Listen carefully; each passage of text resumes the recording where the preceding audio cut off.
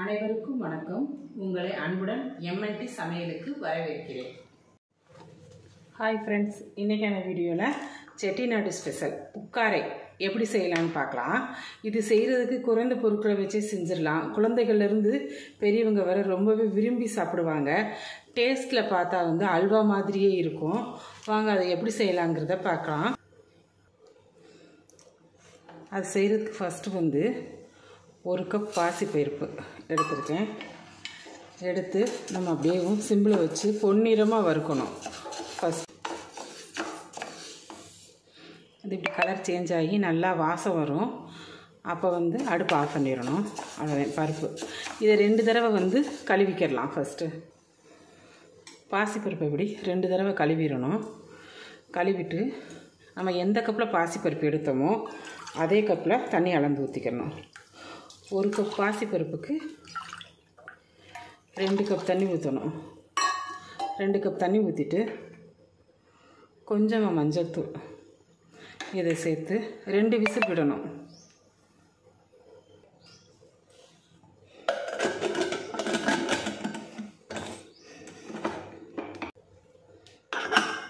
ரெண்டு விசில் விட்டு எடுத்துக்கலாம். இப்போ 2 விசில் வந்துருச்சு. அடுப்பு அமர்த்திக்கலாம். நம்ம 1 கப் பாசிப்பருப்பு எடுத்தோம் இல்லையா, அதே மாதிரி அதே கப்பில் 2 கப்பு வெள்ளை எடுத்துக்கிறணும்.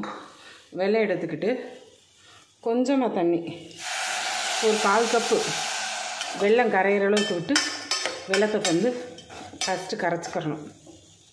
அதில் மணல் எது இருந்தால் வடிகட்டிக்கலாம். அதுக்காக இப்போ நல்லா வெல்லம் எல்லாமே கரைஞ்சிருச்சு.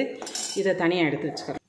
எந்த கப்பில் நம்ம பாசிப்பருப்பு எடுத்தோமோ அதே கப்பில் 1 கப்பு நெய் எடுத்துக்கிறணும். இப்போ நெய் காயவும் முந்திரி பருப்பு போட்டு நல்லா வறுத்து எடுத்துக்கலாம்.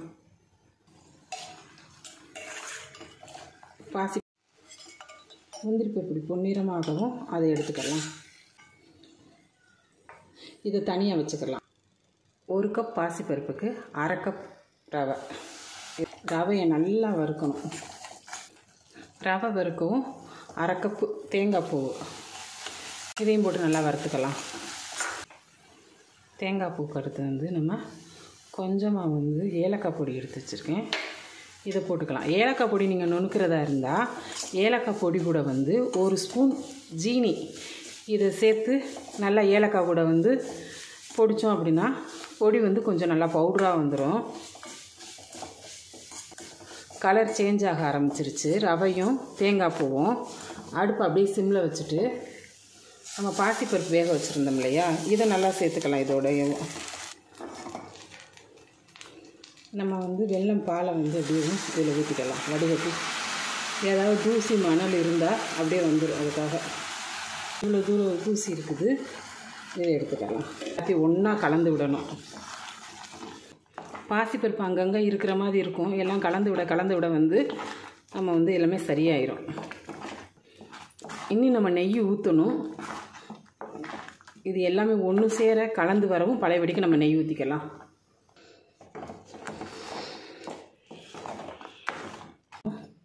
இந்த சமயத்தில் பழையபடிக்கு கொஞ்சம் நெய் விட்டுக்கலாம்.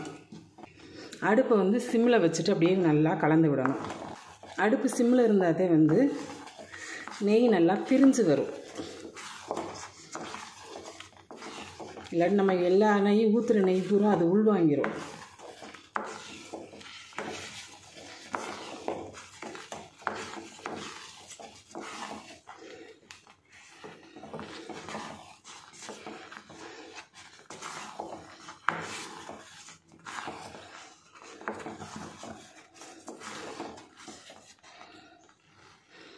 இப்போ நல்லா நெய்யெல்லாம் பிரிஞ்சு ரெடி ஆகிடுச்சு. இந்த சமயத்தில் நம்ம வறுத்து வச்சுருந்தோம் இல்லையா, அந்த முந்திரி பருப்பை போட்டு இறக்கலாம்.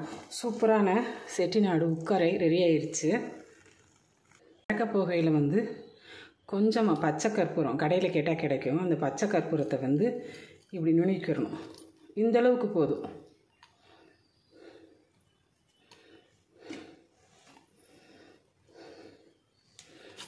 அப்படியே போட்டு நல்லா கிளறி விட்டுறணும்.